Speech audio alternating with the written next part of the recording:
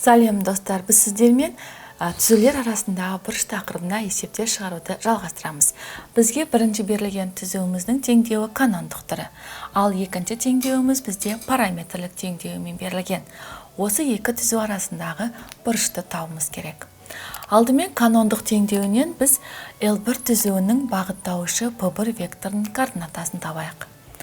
P1 бағыттауышы векторының координатасы абсцисасы 8-ге, ординатасы 2-ге, аппликатасы 3-ге тең. Ал L2, яғни екінші түзудің канондық берілген параметрлік теңдеуін канондық теңдеуіне айналдырайық. Содан кейін оның біз P2 бағыттауышы векторының координатасын табайық. Ол үшін әрбір x, y, z-тен біз барлығынан t-ның мәнін табуымыз керек.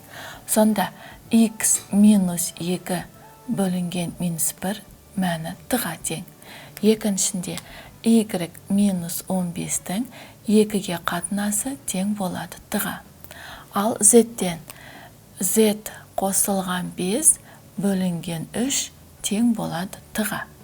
Сонда осы 3 теңдеудің барлығы t-ға тең болғандықтан, екінші L2 түзуінің канондық теңдеуі x минус 2-ның минус 1-ге қатынасы тең y минус 15-тің 2-ге қатынасы тең z плюс 5-тің 3-ге қатынасы.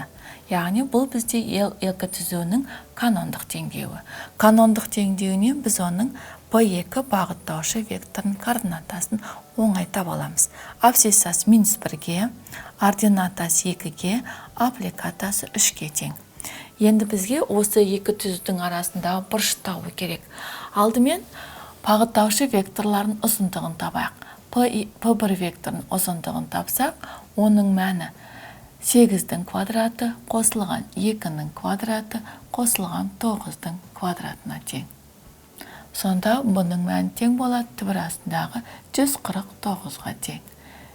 Енді екінші P2 векторының бағыттаушы векторының ұзындығын табатын болсақ, ол жерде минус 1-дің квадраты қосылған 2-ның квадраты қосылған 3-дің квадраты.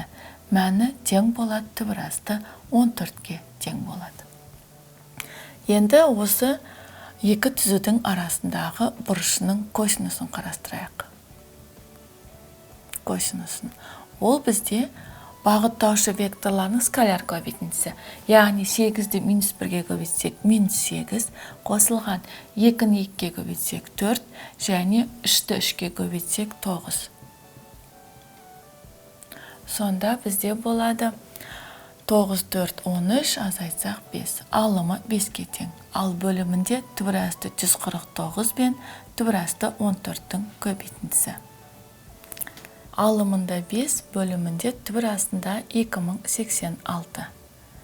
Енді 5-ті 2086-ға бөлетін болса, бұл мәнді жуықтаған кезде 0,109-ға жуықтайды. Яғни мәні 0-ге жақын. Олай болса, осы екі түзудің арасындағы бұрыш фидің мәні, ол бізде арккосинус 0,109-дағы мән қоятын болсақ, бұның мәні жуықтайды 83,7 градусқа, яғни 90 градусқа жуық деген сөз. Балалар, біз сіздермен қарастырдық. Жазықтықтағы, яғни кеңістіктегі кез келген екі түзу арасындағы бұрышты табуды.